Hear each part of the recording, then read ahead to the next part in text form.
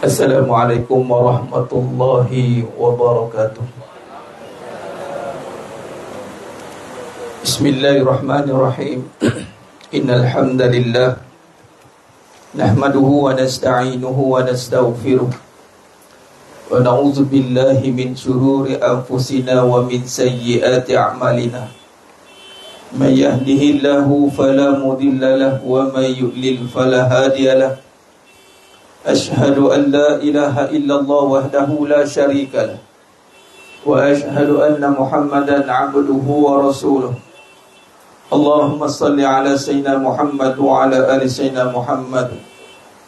Rabbi yassir wa la tu'assir, Rabbi tammim bil khair. Rabbi shrah li sadri wa yassir li amri wahlul 'uqdatam min lisani yafqahu qawli. Allahumma aftah alaina hikmataka wa anshur alaina min khazaini rahmatika ya arhamar rahimin. Wallahu allazi la ilaha illa huwa alimul ghaibi wasyahadah huwa rahmanur rahim. Wallahu allazi la ilaha illa huwal malikul quddus al-malikul quddus salamul mu'minul muhaiminul azizul jabbarul mutakabbir. Subhanallahi amma yusyrikun. Wallahu al-khaliqul bari'ul musawwiru lahul asma'ul husna yusabbihu lahu ma fis samawati wal ardh wa huwal azizul hakim. Impun off YouTube. Wala haula wala quwwata illa billahil aliyil azim wala manja minallah illa ilaihi. Amma ba'du. Ayyuhal mu'minun ittaqullah usikum wa iyaya bittaqwallah faqad fazal muttaqun. Sidang jemaah yang muliakan Allah Subhanahu wa taala, mudah-mudahan kita semua tergolong dalam golongan hamba-hambanya yang benar-benar bersyukur. Amin ya rabbal alamin.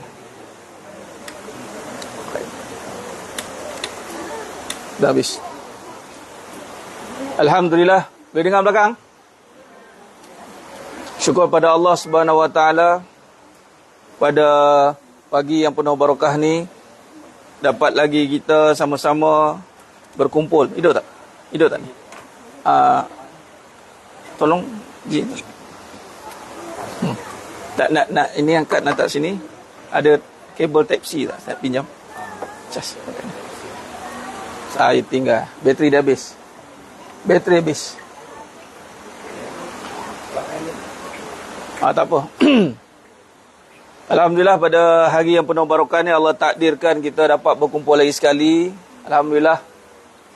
Allahumma salli ala dapat berkumpul lagi sekali pada pagi ini insya-Allah dalam siri pengajian talaki kita. Alhamdulillah.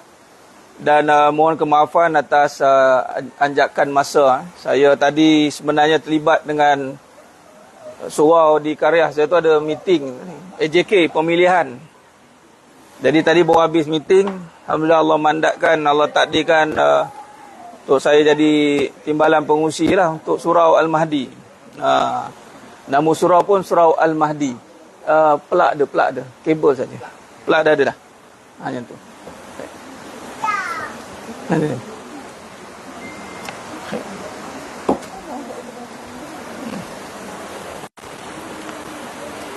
Qadar Allah, takdir Allah begitulah.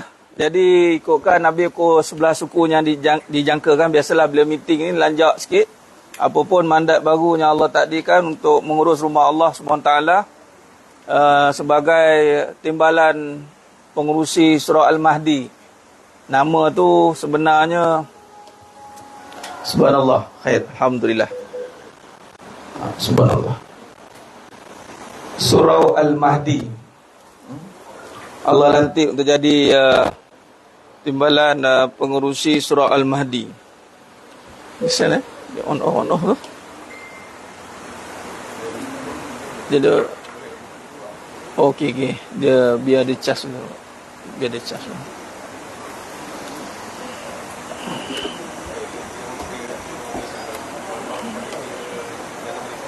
Situ kan. Baik, apa pun alhamdulillah begitulah kalau kita belajar tentang tauhid ni, akidah dan tauhid mesti ada praktikalnya. Ada praktikalnya adalah untuk kita membina subhanallah, membina keyakinan. Ada bateri tak kuat. Biar dia cantik. Membina keyakinan untuk terus ada kesungguhan dalam amalan yang kita lakukan, berpaksikan kepada akidah yang benar, tepat dan jelas. Maka bermaksud apabila ianya ada pada janji Allah, iaitu ganjaran pahala dan nak redha Allah, maka tiada istilah kita bila diuji dengan perlukan banyak masa nak pakai, banyak tenaga nak pakai. Jadi kita tak adalah istilah kira-kira kat situ. Kerana kita yakin segala apa yang kita laburkan di jalan Allah SWT, kerana Allah itu pasti Rabbana ma khalaqta hadza batila subhanaka faqina azabannar.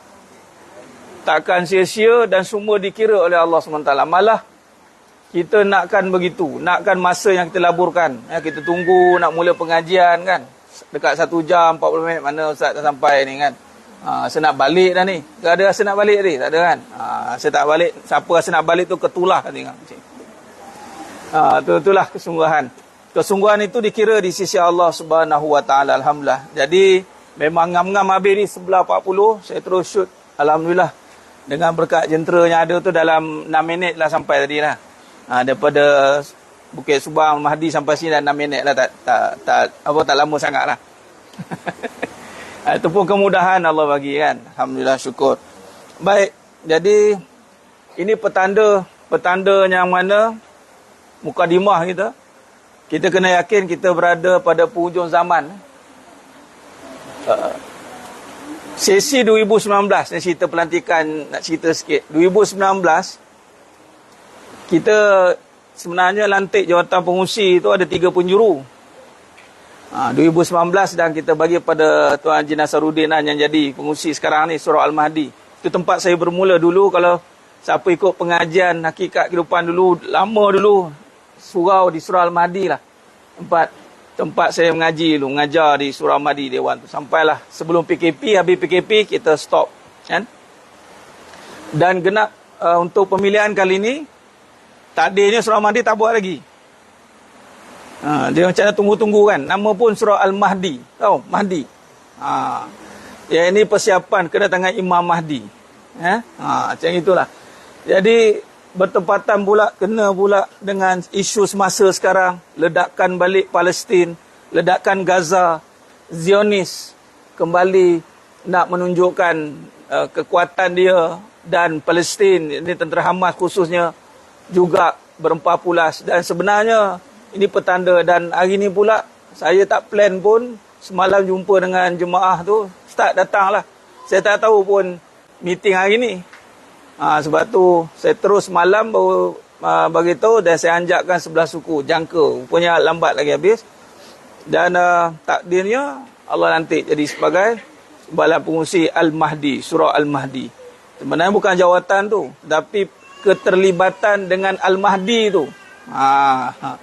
Keterlibatan dengan Al-Mahdi secara official.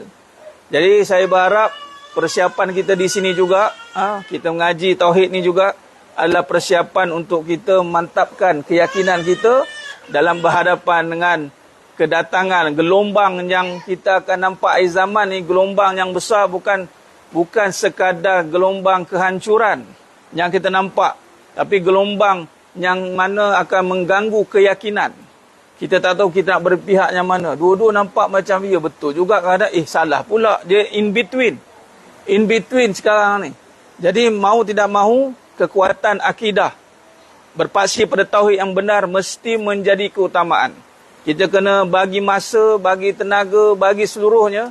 Apa nak kena buat waktu ini kita banyakkan masa untuk memantapkan balik akidah kita. Tahu dah kita ni orang Islam, orang beriman, betul dah. Tapi Nabi kata dalam satu hadis Nabi mafhum hadis, jaddidu imanakum, perbaharuilah iman kamu. Jadi masuk iman ni mesti ada suasana kita kena perbarui. Kita tak sedar dengan keadaan akhir zaman yang banyaknya berlaku serangan halus. Dan insya-Allah saya mutakhir ini kan saya bagi satu solidariti, siapa dengar kuliah saya maghrib tu, solidariti yang sebenar untuk gerakkan soh kepimpinan solat ni.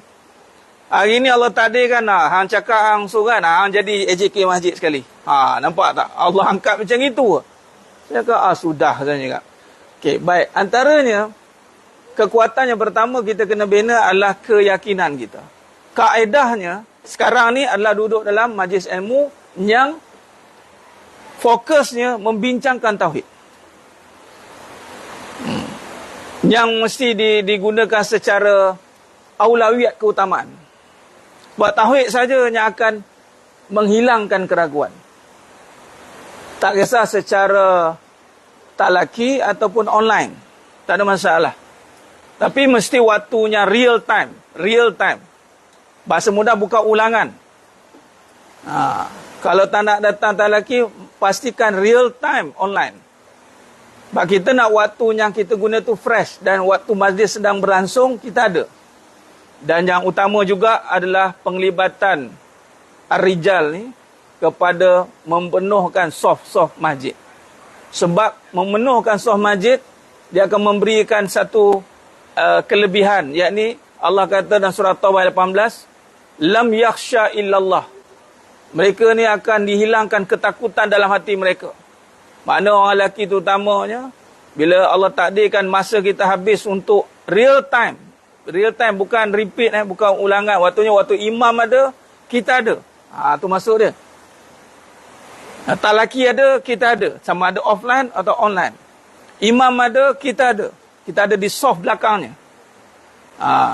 Kita memang kadang-kadang nak tunggu Imam Mahdi. Imam Qaryah, tunggu pula kita. Faham tak? Kenapa tak datang majlis? Saya tunggu Imam Mahdi. Imam Qaryah kata, tenggorakmu, katanya. Aku ni imam ni yang datang, katanya. Macam itulah bahasanya. Jadi kalau benar-benar kita sedang menunggu Imam Mahdi, maka kita kena berimamkan dulu, bermakmumkan imam qaryah masing-masing dulu. Imam qaryah masing-masing. Real time. Real time maksudnya waktu solat atau waktu tu mesti kita ada. Tak dapat 5, 4. Tak dapat 4, 3 waktu. Tak dapat 3 waktu, 2 waktu. Tak dapat 2 waktu, 1 waktu. Tak dapat 1 waktu, tak payah. Ini saya ambil kata-kata almarhum Tuan Guru Datuk Ismail kamu kata. Dah payah sangat nak semua waktu, tak payahlah. Tapi fokuskan waktu yang pertama, yakni Maghrib Isyak. Maghrib Isyak mesti gerak gempurnya lelaki. Kok mana pun dia kat luar dengan family, keluar macam mana pun, Maghrib Isyak dia kena datang masjid. Dia kena reserve masa tu. Kerana ia akan menghilangkan ketakutan dan keraguan. Orang lelaki akhir zaman ni dia kena jadi orang yang berani. Sebab apa? Dia akan, saya cakap terang, serangan akhir zaman ni dia akan melibatkan ketakutan demi ketakutan. Dia bukan setakat takutkan bom-bom tu. Bom itu satu. Kadang-kadang kalau kita bom serang, yelah kita tak ada di pihak itu. Tapi saya kira sekiranya perkara itu berlaku kat kita, memang kekuatan, keberanian datang entah dari mana nanti. Yang saya nak tekankan di sini, ketakutan lain. Tahu apa? Sihir. Dajjal akan datang dengan serangan sihir. Hati-hati. Jadi banyak ketakutan-ketakutan yang akan ditiupkan dalam rumah tangga. Jadi rijal terutamanya dia kena dia orang yang berani berhadapan dengan ketakutan itu, bermaksud dia boleh mencegah ketakutan itu daripada masuk ke dalam ahli keluarganya. Dengan cara dia kena datang masjid. Datang masjid, lam yakhsha illallah fa asaulaika ayakunu minal muhtadin. Dan yang kedua, Allah akan bagi ilham bagaimana nak urus takbir keluarga, nak membina kekuatan dari dalam. Ini seruan kita. Jadi Dajjal ni memang dia tak akan guna senjata fizikal. Ingat mas sekalian, kalau siapa tengok cerita Transformers dia tahulah. Tahu?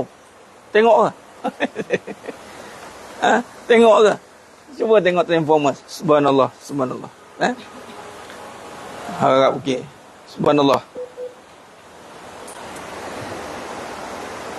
Subhanallah, subhanallah. Okay. Siapa tengok cerita Transformers tu tahulah. Cuba kaji weapon apa dia pakai. Dia ni akhirnya senjata yang besar ni saya nak kaitkan dengan pengajian kita ni. Terkait sangat. InsyaAllah kita akan berhenti 12.30. Ini kita pendek sikit. Lambat, saya tunggu pergi point nanti. Kita masuk faktor luaran kan. Faktor luaran, kita bincangkan balik faktor luaran. Edisi yang kedua muka 38. Edisi yang pertama muka 33. Saya nak beritahu jemaah sekalian, senjata yang akan datang adalah senjata yang bersifat halus. Dia bukan pergi pada darah saja, dia pergi pada angin. Angin, hembusan. Allazi yuwaswisu fi sudurin nas. Jadi hembus-hembus ni boleh dikaitkan dengan sihir. Sebab itu teknologi yang dicuba ditunjukkan oleh filem-filem Marvel ni, walaupun nampak macam apa mengarut ni, tapi dia cuba menunjukkan satu perjalanan aliran tenaga yang tidak boleh dikawal oleh benda. Dia boleh berubah bentuk. Molekul-molekul atom dia boleh berubah macam tu.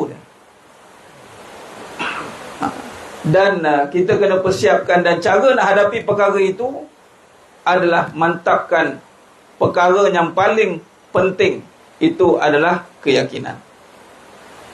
Keyakinan itu mesti dibina dengan ilmu. Dia panggil ilmu yakin. Kemudian dia akan bertambah menjadi ainul yakin. Kemudian dia akan menjadi hakul yakin. Ilmu yakin sekarang ini, kita duduk dalam pengajian sekarang. Ilmu apa yang nak membina keyakinan? Nak makan kaca, jalan tapaku, bagi yang terjun, mana? Tidak. Ilmu tauhid.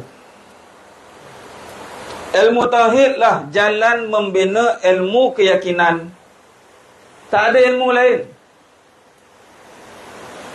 Ilmu semangat ada, motivasi. Dia bagi semangat tapi belum tentu yakin. Yakin ni tahap mana? Yakin tentang perkara gaib, tentang rezeki. Antara sihir yang dimasukkan adalah dia akan buat satu pukau yang mana kita akan terpukau dengan duit. Jadi duit itu membuatkan kita jadi orang addicted, orang yang ketagih, orang yang menganggapkan bahawa rezeki ini diikat dengan duit. Walaupun kita hari ini berbicara soal ilmu, percayalah kita akan diperjalankan dengan permasalahan duit, sehingga duit tu tak ada apa efek pada badan. Setengah orang dia akan menggeletar. Betul tak? Dia efek dia menggeletar ni, boleh menggeletar. Jangan main. Sebenarnya menggeletar tu ketakutan yang cuba diatasi. Ketakutan yang apatah lagi dengan datangnya serangan-serangan, dia cuba mengambil visual kita ni dengan medsos yang ada, dengan provokasi yang dilakukan, dengan ketakutan bahan makanan yang tak ada, makin kurang, makin itu soal rezeki. Maka sihir ni bukan berbentuk jadi hantu je. Jangan ingat hantu tak datang buat hantu, Ustaz, relax ke? Ingat sihir dia hantu, sihir dia hantu. Sihir ni hembusan yang boleh mendatangkan keraguan. Malah keraguan yang mendatangkan ketakutan, ketakutan yang menghilangkan keyakinan kita kepada Allah. Tu je. Sebab tu Iblis takkan merupai level-level yang perebet-perebet, yang mata merah, rambut tak mandi, tak shampoo tu, tak sempat nak mandi kan. Kan? Iblis dia takkan menjelma begitu. Samalah dengan Dajjal. Dajjal pun anak didiknya, timbalan pengusinya Dajjal. Bukan timbalan pengusi saya ni. Nyaya betul. Presidennya Iblis. Jadi penampilannya smart. Penampilannya meyakinkan. Nak hilangkan keyakinan yang benar, dia kena menarik keyakinan. Macam mana nak menarik keyakinan? Datangkan ketakutan dulu. Maka dia pun datang dengan solution. Anda tak cukup rezeki, anda susah, anda nak mengubah kehidupan daripada pendapatan 1,000 ke 5,000 sebulan, contoh.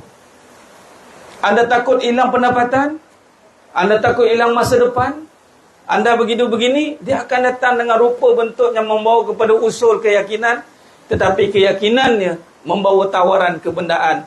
Maka tanpa sedar, kalau kita tak persiapkan keyakinan kita bersandarkan tauhid, maka kita akan pergi kepada tauhid. Dia bunyi tauhid juga, tapi belakang berubah berduit, bukan bertauhid, jadi umat yang memegang kepada duit. Tu. Jadi sebab itu datang kepada perbahasan. Sebab itu kita ngaji tauhid, ini pembahasan tentang iman. Datang masjid pun pembahasan tentang iman. Innama ya'muru masajidallahi man amana billah wal yaumil akhir. Jadi makna kata, yang mana mengikut pengajian khususan roh ini, terutamanya rijal, maka mandatnya dia tidak boleh lari pada masjid karyah masing-masing. Dia kena duduk di sana dan aktifkan masa di sana. Maka dua perkara yang mesti dibizikan oleh kita, terutama lelaki akhir zaman, hadirkan pada majlis ilmu yang membincangkan tauhid, hadirkan dirimu pada masjid. Dua ini menjadi kesibukan utama di akhir zaman, yang akhir zaman banyak menyibukkan kita kepada perkara lain. Hati-hati.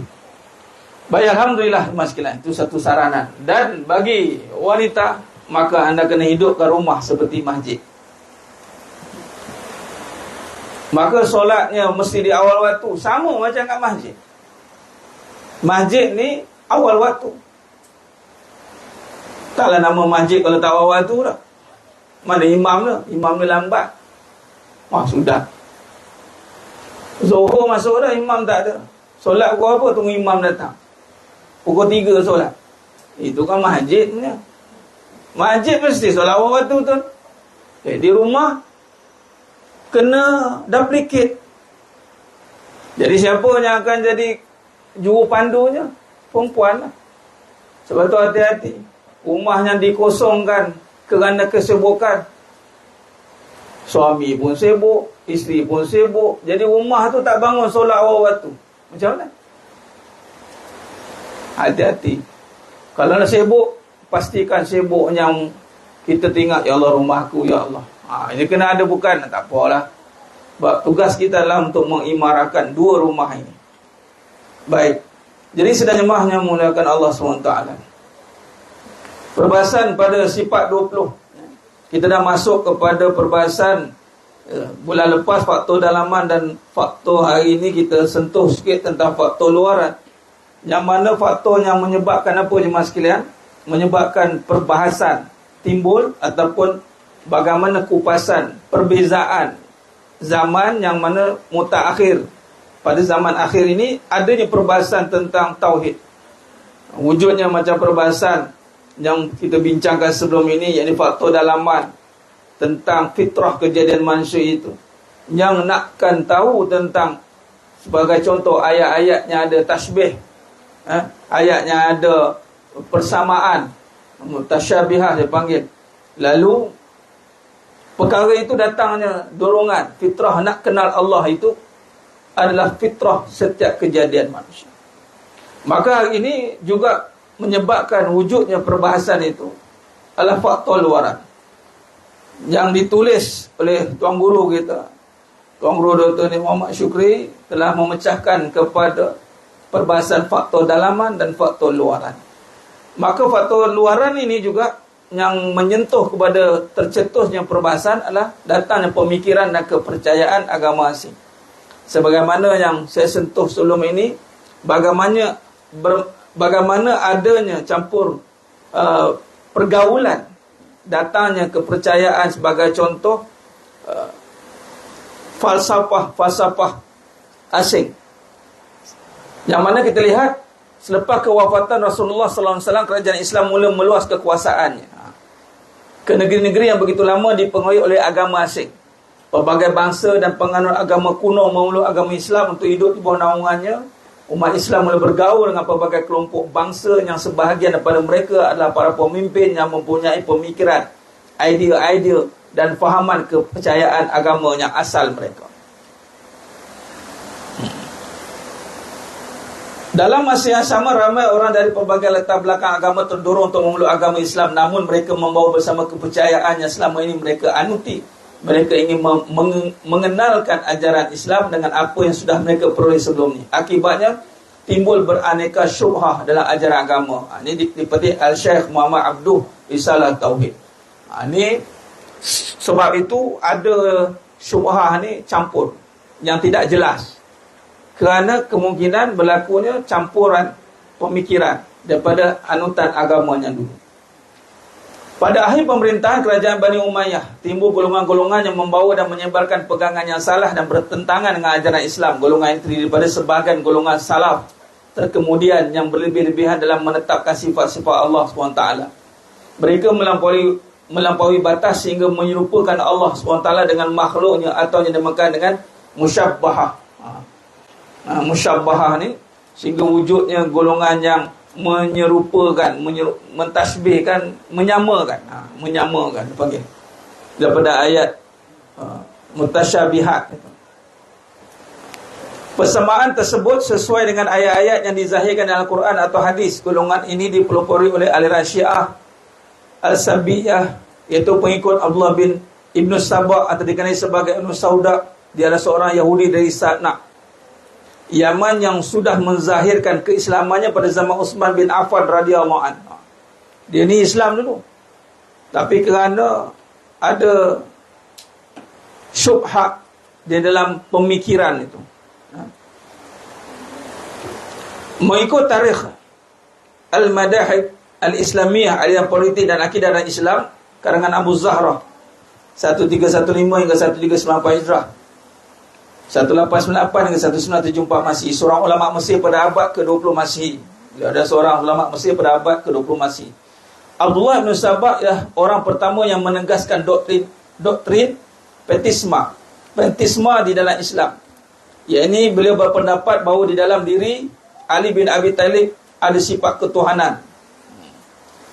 Demikian antara alasan yang membuatkan Ali bin Abi Talib menghalaunya ke Madain, dan sebahagian daripada pengikutnya ada yang berkata sesungguhnya Tuhan bersemayam dalam diri Ali dan diri para imam sesudah wafatnya. Dia adalah Engkau Allah. Ini orang yang menyamakan, menyatukan, sebab ada sifat ayat-ayat mutasyabihat tu dalam perkataan yadullah, tangan Allah. Tapi dia ekstremis, dia terus kata bersatu dengan makhluk. Yang pertama mengasaskan itu adalah itulah Abdullah ibn Sabah, kata seorang ulama Mesir pada abad ke-20 Masihi. Lalu waktu itu Sayyidina Ali bin Abi Talib radhiyallahu anhu sendiri yang telah menghalaunya, dan pengikut-pengikutnya mengatakan bahawa itulah sesungguhnya Tuhan bersemayam dalam diri Ali dan diri para imam sesudah wafatnya. Dia adalah Engkau Allah. Ini yang berlaku pada pergerakan, perjalanan pemikiran sekalian di Islam, tapi ada ekstremis. Akhirnya boleh menjatuhkan akidah dan menghilangkanlah pegangan tauhid yang benar. Abu Zahra menegaskan bahawa ungkapan ini mirip dengan ajaran sebagai agama kuno. Abu Zahra kata ungkapan bersemadi, bersatu, dia ada satu perkataan yang bersatu dengan Tuhan. Agama kuno dia bersatu. Dia kata terjemahan Tuhan pada diri manusia, dan manusia juga menyerupai Tuhan. Tuhan dan manusia dia bersatu lah. Abu Zahra mengatakan ini adalah mirip dengan ajaran sebagai agama kuno. Golongan musyabbahah berlebihan dalam mengemukakan ajaran-ajaran yang dibawa oleh agama lain. Pendirian mereka ini menjadi alasan utama terjadinya pergantian atau penyelewengan dari jalan yang lazim ditempuh oleh para Nabi dan Rasul. Perkara ini mendapat tindak balas hebat daripada tokoh-tokoh Islam yang tidak mengakui persamaan tersebut. Mereka bangkit menentang untuk membela, membetul dan mengembalikan agama dengan menafikan sifat-sifat Allah Subhanahu wa ta'ala yang boleh disifatkan kepada makhluk seperti alim, al-hayyun yang hidup, murid yang berkehendak. Ini kalau kita lihat dalam Asma'ul Husna. Dalam Asma'ul Husna ada sifat-sifat Allah yang mana kalau buang yang maha tu, maka jadi mengetahui, maka orang terjemahkan manusia. Memang ada pada diri manusia, tetapi menafikan tentang sifat Allah itu bersamaan dengan manusia. Itu datang perjuangan. Ini maksudnya bagaimana tercetusnya pemikiran-pemikiran. Sebab kita sedang kaji sejarah. Sejarah. Di samping itu juga menyatakan Al-Quran adalah makhluk Allah SWT, serta menggunakan akal untuk mentafsirkan ayat-ayat Al-Quran. Golongan ini dipelopori oleh Jaid Ibn Darham. Al-Quran ada golongan. Ni golongan inilah yang juga Mu'tazilah pun sama, dan golongan seangkatan dengannya mengatakan Al-Quran ni bukan kalamullah, dia kata makhluk. Lalu ayat Al-Quran tersebut mereka boleh mentafsirkan mengikut kesesuaian mereka. Ini yang berlaku. Golongan yang mentafsirkan ayat Al-Quran yang menyatakan Al-Quran itu makhluk adalah Ja'id Ibnu Darham, yang wujud, yang lahir pada 124 Hijrah, 742 Masih, dan diikuti oleh muridnya Jaham bin Safwan, yang pengasas golongan Jahmiyah. Ni golongan, kalau dengar Jahmiyah itu, ni dia. Golongan yang pertama sekali yang menolak Al-Quran itu sebagai kalamullah. Sarjana Orientalist Island Maurice Sigel Seal berpendapat bahawa Jaham bin Safwan ini terpengaruh dengan seorang rahib Syria, Saint John atau Damaskus atau Yahya bin Mansur, berikutan tentang penafian sifat Allah SWT. Dia yang menyamai teologi. Habis. Macam ni lagi, tak apalah. Dia suruh saya pula bagi suara lebih. Boleh Mengikut sarjana Orientalist Island Maurice Sigel Seal berpendapat bahawa Jaham Ibn Safwan tu, iaitu anak murid kepada Ja'ad Ibnu Darham, yang mengasaskan kepada Al-Quran makhluk. Dia terpengaruh dengan seorang rahib Syria, Saint John, Damaskus, Yahya Ibnu Mansur. Penafian sifat Allah SWT. Ini kata Mu'tazilah ni. Dia tak percaya Allah ada sifat. Bila sebut kalamullah tu dah menunjuk pada sifat. Jadi Allah tak ada sifat. Jadi Al-Quran makhluk. Tu. Dia terpengaruh dengan rahib Syria ni. Dia yang menyamai teologi Neoplatonisme yang muncul kali pertama pada abad ketiga Masih. Baik, bila kita kaji sejarah ni, maka wujudlah perbahasan-perbahasan cetusan, nama, era, ni sejarah. Memang kaji sejarah ni menarik kerana kita akan nampak jejak-jejak perjalanan kepada sesuatu aliran. Malah kita boleh trace balik dari mana tercetusnya kepincangan-kepincangan tertentu. Baik. Jadi ajaran-ajaran Ja'ad Ibnu Darham tidaklah terkubur begitu saja. Malah sudah diperluas oleh Wasil bin Atta'. Wasil bin Atta' inilah yang juga nama yang terkenal, dan beliau adalah pengasas pertama golongan Mu'tazilah yang pernah saya nak kata apa nak kata dituduh boleh lah. Dia kata saya ni Mu'tazilah, tak pasal-pasal. Saya kata dalam satu statement, mana mungkin Allah mentakdirkan buruk kepada hamba-hambanya, melainkan hamba-hambanya yang bersangka buruk kepada takdir buruk itu. Bila saya kata ada takdir buruk tu, taklah menafikan. Antara perkara ni mereka tak percaya kepada takdir. Takdir tu ditentukan oleh manusia sendiri. Allah tidak terlibat. Antaranya kalau dosa pahala ni, hang buat sendiri, hang tanggunglah. Walhal Allah SWT itu Maha Pengampun. Allah boleh mentakdirkan sebaliknya. Sebab itu kita tak boleh menghukum kafir selagi mana belum jelas kekafirannya. Dia perbahasan jatuh kepada perbahasan dosa-dosa besar lah. Dosa-dosa besar ni, golongan Mu'tazilah ni terus menghukum pelaku dosa besar keluar pada Islam. Kafir. Sebab apa? Dia sendiri yang buat tu. Dia sendiri dia terus. Dan antara perkara besar juga adalah menafikan Al-Quran sebagai kalamullah.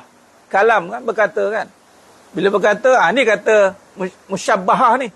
Berkata dia terus terbayang makhluk. Bayang? Terbayang pada makhluk. Mana boleh Allah boleh berkata-kata macam makhluk? Dia yang menyamakan sebenarnya. Padahal sifat perbahasannya berbeza. Walaupun kalimahnya sama. Itu golongan salaf yang mutaqaddimin, yang awal yang kita bahaskan sebelum ni, kurun yang pertama. Salaf yang sepatutnya tiada wujud prasangka. Zaman sekarang, zaman yang mana mudah untuk berprasangka. Bahaya. Prasangka yang paling bahaya bersangka-sangka tentang Allah. Nak ayat-ayat yang ada perbahasan tentang sifat Allah. Ayat-ayat yang ada makna yang kalau tidak diselamatkan perbahasannya, maka dia terus kepada inilah. Golongan Mu'tazilah ni mempelopori. Jadi Wasil bin Atha. Di sini kita nampaklah.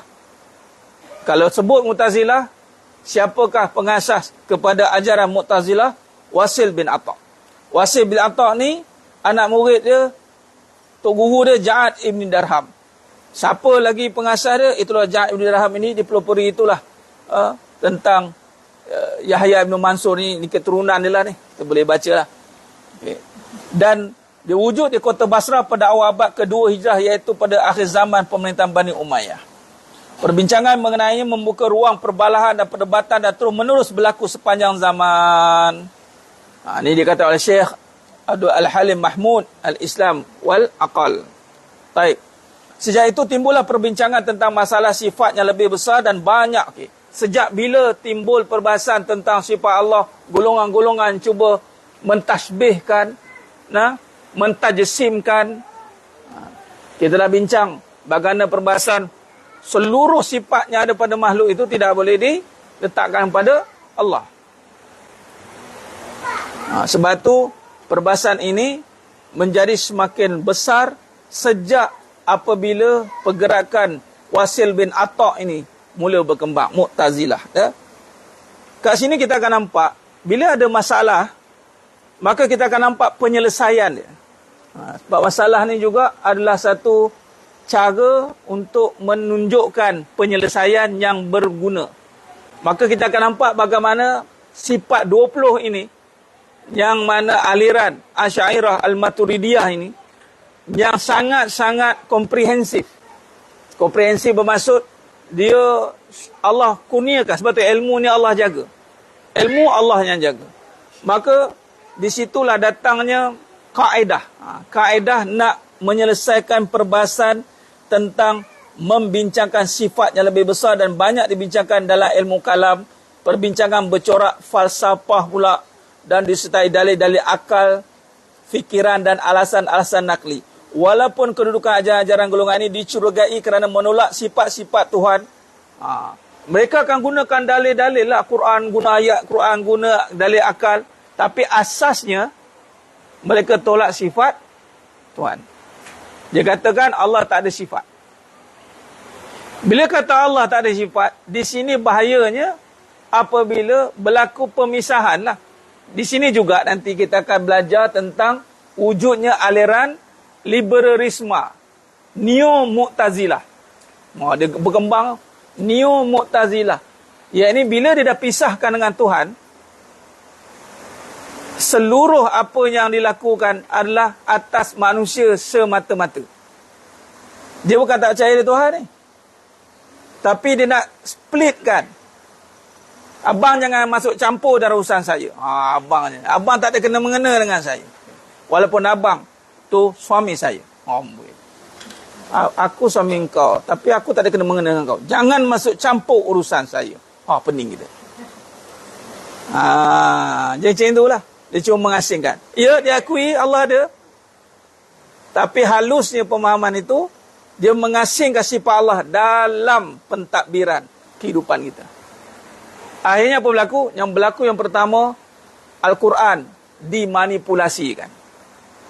Perbincangan tentang ayat Al-Quran, mula perbincangan yang banyak angle.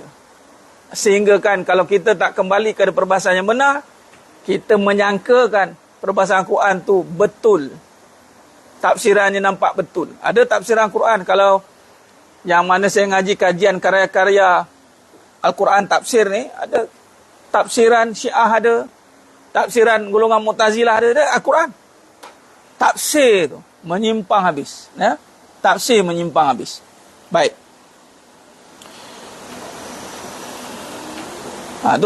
Kata Tuan Guru, mereka tetap mempertahankan kewujudan Tuhan, tapi dengan cara mereka tersendiri. Ni yang tak boleh ni. Saya ni orang Islam ya. Saya Islam, tapi cara saya nak Islam ikut cara saya lah. Itu tak boleh. Saya percaya pada Allah, tapi cara saya percaya ikut cara saya. Tak boleh lah. Bila kita percaya pada Allah, ikut caranya Allah tentukan lah, bukan cara saya. Menurut Imam Abu Zahra di dalam tarikh Al-Madahib Al-Islamiyah pada zaman kerajaan Bani Abbasiyah, pemerintahan Islam bertambah luas, iaitu meliputi wilayah-wilayah Parsi dan Rom. Dia masuk pula Abbasiyah pula, makin besar.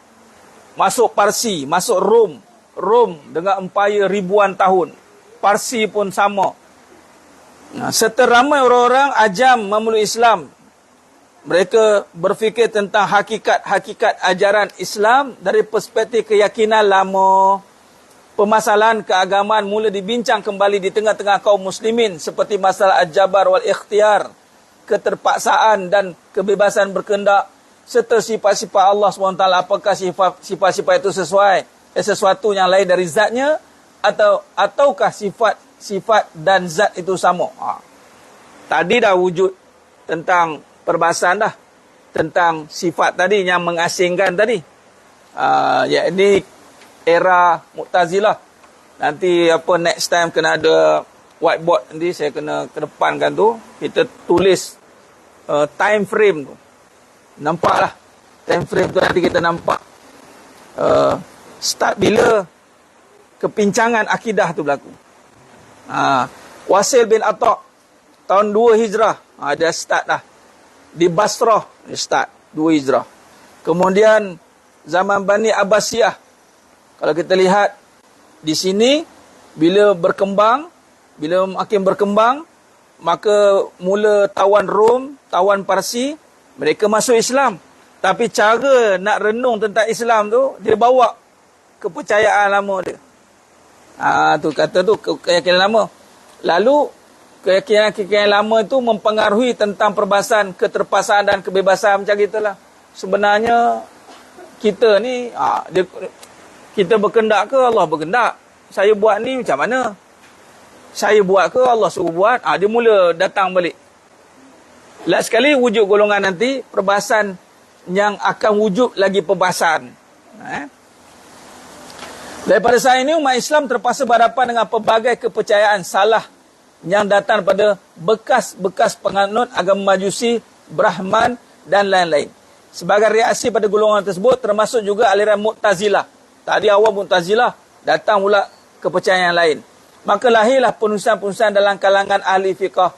Antaranya termasuklah Fiqh Al-Akbar, antara kitab yang pertama, yang besar, karya akidah yang ditulis untuk menyangkal perbahasan-perbahasan tadi adalah Fiqhul Akbar karangan, yakni tulisan Imam Abu Hanifah. Dan juga Al-Fiqhul Akbar karangan Al-Imam Syafi'i. Setelahnya ada dua versi Fiqhul Akbar. Dan siri-siri penentangan daripada ulama fiqh yang lain seperti Imam Malik dan Imam Ahmad bin Hanbal.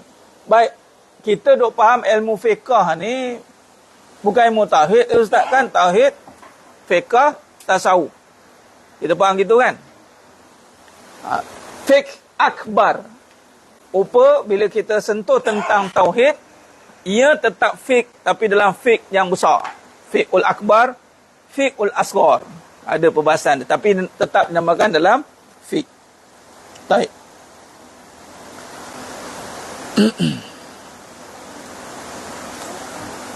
Al-tajsim dan wa al-tashbih sudah tersebar luas. Tajsim apa? Menjisimkan Allah. Tashbih menyamakan Allah. Bila ada jisim, tajsim ni macam saya bincangkanlah, bila berat, ada jisim. Bila ada jisim, ada rupa lah. Kan? Ada rupa, ada bentuk dan ada tempat. Itu jisim. Itu dia panggil mujassimah. Golongan mujassimah. Bila sebut jisim, ada jirim. Itulah jisim, jirim yang kita bincangkan sebelum. Maka bila kata perbincangan tajsim dan tashbih, bila dah berjisim, berjirim, maka dia ada berjasad. Bila jasad, datanglah tashbih. Tashbih ni apa? Menyamakan. Sebab tu dalam bila dalam ayat-ayat mutasyabihat yang ada kemungkinan. Sebab tu kaedah mutasyabihat kita akan belajar nanti salaf wal khalaf. Salaf tafwid dia maklum. Macam contoh, saya bagi contoh yang bulan lepas, minggu lepas kan. Oh, rasa macam bulan lepas. Asal saya rasa macam lama. Tuan-tuan tak rasa lama kan? Baguslah. Seminggu lepas. Kalau datang dengan kereta, datang naik apa? Naik kereta. Ni antara ideologi kaedah salaf, tapi banyak lagi disiplin dia. Cuma saya bagi yang awamnya, bila sebut datang dengan kereta, saya tak tanya dah, kereta tu jalan atas jalan ke, duk terbang ke, bergulik ke. Maklum kereta atas jalan.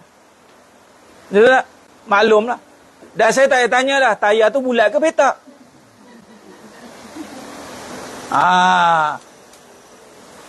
Macam mana kereta? Dia tak tanya. Datang naik kereta. Dah lah. Tu salah. Maksudnya bila perkataan ayat yang melibatkan tentang Allah, tapi padanya ada tasbih, mutasyabihat, macam yadullah. Kita tak bayang dah, tak ada dah. Tak terbayang pun. Tapi golongan ini, dia mensifatkan. Tu tajsim. Sebab ada jisim, ada sifat lah. Tasbih lah. Sudah tersebar luas, maka Abu Hanifah memberi peringatan bahawa sesungguhnya Allah SWT tidak menyerupai makhluk, laisa kamitslihi syai', dan makhluknya tidak menyerupainya. Ini juga antara, nanti kita masuk sifat rupa nanti, mata as-sanussiyah, kita boleh faham macam ni jemaah sekalian. Sifat Allah, kekuasaan Allah ada pada makhluk. Tapi sifat makhluk tidak ada pada Allah. Tidak ada. Sifat kekuasaan Allah ada pada makhluk, ada. Tapi sifat makhluk tak ada pada Allah. Jadi kita faham. Ya? Maka dia adalah seawal-awal mereka yang berkata Allah SWT tidak seperti sesuatu. Inilah dalam Fiqhul Akbar Abdul Al-Mu'nim Mun'im Al-Hafni Al-Mawsu'ah Al-Firaq wa Al-Jama'al wa Madahib Al-Islamiyah. Inilah yang pertama yang mementras perbahasan tentang tajsim wa tasbih. Jadi perbincangan dalam era faktor politik, geopolitik, luaran, perubahan, ada pemimpin-pemimpin yang wujud, yang bawa pahaman itu, maka dia menyebabkan cetusan perbahasan mula berkembang. Ajaran Wasil bin Atta Al-Ghazal dan para pengikutnya seperti Muammar bin Abbad tahun 220 Hijrah. Bishar bin Mu'tamar 226 Hijrah. Abu Huzail 135 hingga 226. Dan muridnya Ibrahim Sayyar An-Nazam 231. Mendapat sokongan yang baik daripada pihak pemerintah kerajaan Bani Abbasiyah Al-Ma'mun, bahkan juga diikuti oleh para pengganti yang dekat, iaitu Al-Mu'tasim Al-Watiq. Jadi maknanya pemerintah pada zaman Abbasiyah sangat mendukung pemahaman tentang Mu'tazilah. Mana Mu'tazilah ini yang menyebabkan tercetusnya pemikiran-pemikiran dan aliran-aliran perbahasan tajsim wa tasbih. Dia tasbih ni, Mu'tazilah, berbalik pada tadi, dia tolak sifat Allah. Dia tolak tu sebab dia menyamakan Allah dengan makhluk. Sebab tu dia tolak. Lain sekali Allah tak ada sifat. Tu sebenar dia tolak tu sebab dia dah samakan Allah dengan makhluk lah.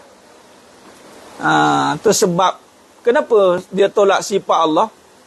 Kenapa dia berkata Allah tak ada sifat? Sebab ketika sebut contoh yang alim, yang Allah Maha mengetahui, maka dia kata, takkan macam makhluk pula mengetahui. Nampak? Dia dah masuk ke zon makhluk. Dan ini sangat disokong oleh pemerintah dan para penggantinya. Baik. Jadi senajma yang muliakan Allah SWT, pada sekitar tahun 300 Hijrah, pada sekitar tahun 300 Hijrah, kita berhenti setakat tu. Dia sambung nanti pada Musa 43, edisi yang kedua, yang pertama 38, pada sekitar tahun 300 Hijrah.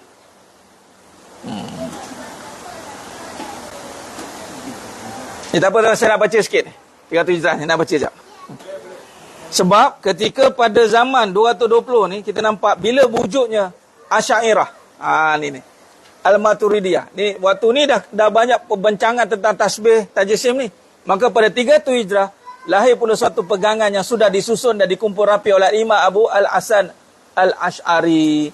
Inilah Asy'ariyah yang kita sebut, Al-Maturidiyah itu.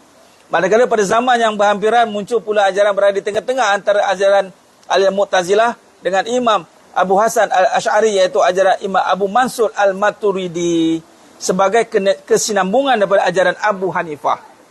Nampak? Al-Maturidiyah, Al-Asy'ariyah, dia tak lari daripada Ahlussunnah wal Jamaah. Sebab ada golongan mengatakan Asy'ariyah Maturidiyah ni tak termasuk. Walhal dia adalah aliran yang berkembang pada Abu Hanifah. Nampak? Dan aliran ini wujud tengok 300 Hijrah kerana ianya nak mengekang pergerakan Mu'tazilah, Wasil bin Atta yang waktu itu wujud 200 Hijrah sebelumnya. Imam Abu Hanifah pertahankan sebab imam yang awal datang pembahasan Fiqhul Akbar. Maka di tengah-tengah itu perjalanan 300 Hijrah wujud Allah wujudkan imam yang mujtahid yang besar, itulah Imam Abu Hasan Al-Asy'ari. Dan wujud juga Imam Mansur Al-Maturidi. Itulah kalau kita dengar Asy'ariyah Maturidiyah. Itu wujudnya. Jadi nak diringkaskan untuk perbincangan ni dan akan dibentangkan balik pada perbincangan akan datang. Aliran daripada Asy'ariyah Al-Maturidiyah inilah yang akan berkembangnya perbahasan tentang Al-Sanusiyah ni. Sifat 20. Sifat 20 inilah mula berkembang asal daripada perbahasan yang tercetus pada Abu Hanifah. Jadi sifat 20 ini bukan perbincangan asing dan bukan terasing. Cuma setengah-setengah golongan menganggapkan ketulinan itu hanya pada kurun pertama. Yang ini bukan kaedah yang diterima pakai. Tidak. Jadi kalau kita kaji sejarah, kita akan nampak kat mana, dan sejarah tidak akan pernah menipu kita tetapi sekiranya sejarah itu yang diubah. Itulah. Kalau yang benar, dia tak akan menipu lah. Catatan sejarah tak akan pernah salah lah. Dan tak boleh ubah lah. Kalau ubah jadi tipu lah. Tak jadilah sejarah. Baik.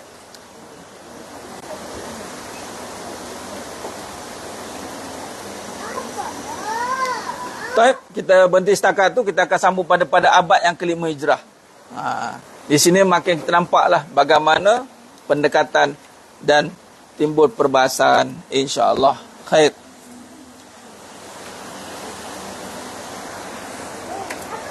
Subhanallah.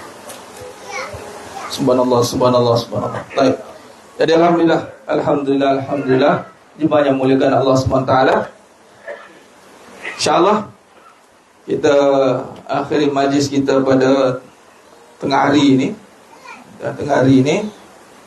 dengan munajat umat, insyaAllah, bi qiraatil Fatihah fi kulli hajat, insyaAllah. Dan di Zuhur Mundawan, nama pilih Zuhur. Jadi mana yang betul-betul ada urusan boleh bergerak, gegaslah. Mana yang boleh berjemaah, kita jemaah di sini. Kalau tak muat, kena buat 2 trip lah. Kita utamakan lelaki dulu, kemudian baru wanita mana muslimat. Kalau ada nak solat dulu, kemudian baru bergerak. Atau yang nak ke masjid pun boleh nanti. Kalau terus nak ke masjid, insyaAllah. Baik. Astaghfirullahalazim. Alladzi la ilaha illa huwal hayyul qayyum wa atubu ilaih. Astaghfirullahalazim. الذي لا إله إلا هو الحي القيوم وأتوب إليه أستغفر الله العظيم الذي لا إله إلا هو الحي القيوم وأتوب إليه بسم الله الرحمن الرحيم الحمد لله رب العالمين الرحمن الرحيم ملك يوم الدين إياك نعبد وإياك نستعين اهدنا الصراط المستقيم صراط الذين أنعمت عليهم غير المغضوب عليهم ولا الضالين آمين. بسم الله الرحمن الرحيم. الحمد لله رب العالمين الرحمن الرحيم ملك يوم الدين إياك نعبد وإياك نستعين اهدنا الصراط المستقيم صراط الذين أنعمت عليهم غير المغضوب عليهم ولا الضالين آمين. بسم الله الرحمن الرحيم.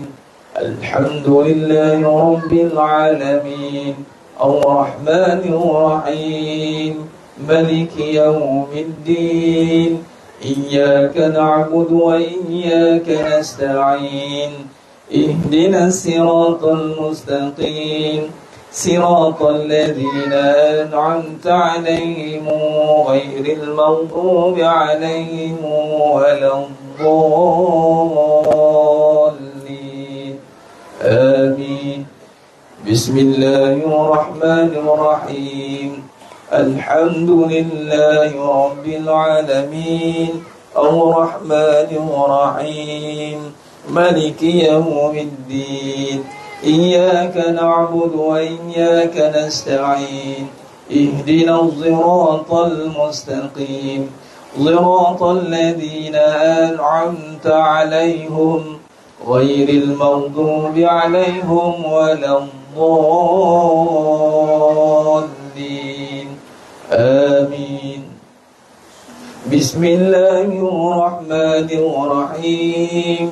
الحمد لله رب العالمين الرحمن الرحيم ملك يوم الدين إياك نعبد وإياك نستعين اهدنا الصراط المستقيم صراط الذين أنعمت عليهم غير المغضوب عليهم ولا الضالين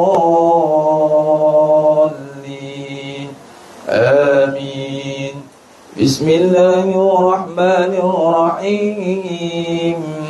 الحمد لله رب العالمين الرحمن الرحيم مالك يوم الدين إياك نعبد وإياك نستعين اهدنا الصراط المستقيم صراط الذين أنعمت عليهم غير المغضوب عليهم ولا الضالين آمين.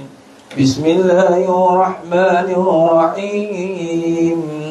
الحمد لله رب العالمين الرحمن الرحيم ملك يوم الدين إياك نعبد وإياك نستعين اهدنا الصراط المستقيم صراط الذين أنعمت عليهم غير المغضوب عليهم ولا الضالين آمين. بسم الله الرحمن الرحيم. الحمد لله رب العالمين الرحمن الرحيم ملك يوم الدين إياك نعبد وإياك نستعين اهدنا الصراط المستقيم صراط الذين أنعمت عليهم غير المغضوب عليهم ولا الضالين آمين. بسم الله الرحمن الرحيم.